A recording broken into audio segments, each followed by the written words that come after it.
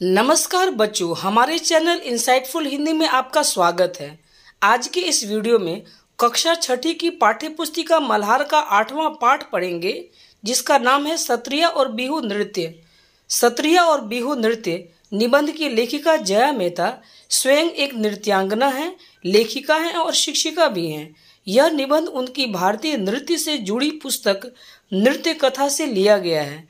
इसमें सत्रिया और बिहू नृत्य की सरलता और बारीकियों को अपने शब्दों में बहुत ही सुंदर ढंग से पिरोया गया है। अब पाठ शुरू करते हैं। एंजेला लंदन में केजिंगटन में रहती थी।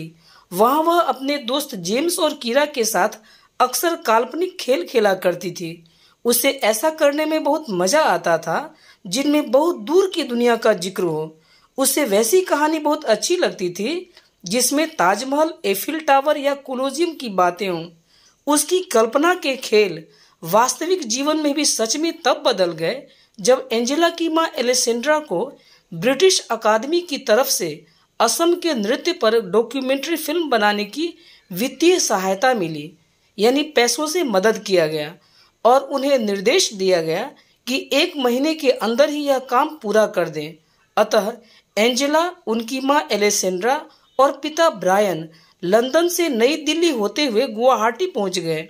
रास्ते में एंजेला की मां ने उन्हें बताया कि असम भारत के उत्तर पूर्वी क्षेत्र में है। यह प्रदेश वन्य जीवन, रेशम, चाय बागानों के लिए जाना जाता है। वे लोग जब वहां पहुंचे थे वह अप्रैल का महीना था। इस समय वसंत ऋतु के आने की खुशी में असम के लोग बिहू का त्योहार मना रहे थे। वहां उसे बताया गया कि बिहू का त्योहार वर्ष में 3 बार मनाया जाता है, जब किसान खेत में बीज बोते हैं, फिर जब धान रोपते हैं और फिर जब खेतों में अनाज तैयार हो जाता है। वहां एंजेला ने देखा कि एक बड़े से बरगद के पेड़ के नीचे मंच बना हुआ था। वसंत के आगमन पर लड़के लड़कियां मनमोहक नृत्य कर रही थे। लड़कों ने हाथ में वाद्य यंत्र लिया था और लड़कियों ने लाल और बादामी रंग की गहरी पोशाक पहनी थी। उनके हाव भाव से लग रहा था कि सब मौज मस्ती के नृत्य में खोए हुए थे। बिहू नृत्य और उसके उत्सव से एंजेला अचंभित थी। उसे बताया गया कि पूरी दुनिया की संस्कृतियों में लोग नृत्य और संगीत से अपनी भावनाओं को व्यक्त करते हैं। बिहू नृत्य का आनंद लेने, डॉक्यूमेंट्री के तथ्य जुटाने, फिर साक्षात्कार लेने के बाद अगले दिन एंजेला और उसके माता पिता उत्तरी असम की तरफ बढ़े। वहां सभी सत्रों अर्थात मठों की पीठ है। वहां दक्षिणापथ सत्र पहुंचकर असम की जानी मानी लेखिका रीमा सेन से मुलाकात हुई। वहां शीघ्र ही एंजेला को रीमा सेन जी की बेटी अनु से दोस्ती हो गई। एंजेला को अनु के कई खिलौने अच्छे लगे। दोनों साथ में बहुत मजे किए। वहां उन लोगों ने देखा कि एलेसेंड्रा ने वैष्णव मठ के सभागार में नृत्य कर रहे युवा साधुओं का फिल्मांकन किया। एलेसेंड्रा ने अपनी बेटी एंजेला को बताया कि 20वीं शताब्दी के मध्य में कुछ साधु मठों से बाहर आकर पुरुषों और महिलाओं को सत्रिया नृत्य सिखाने लगे।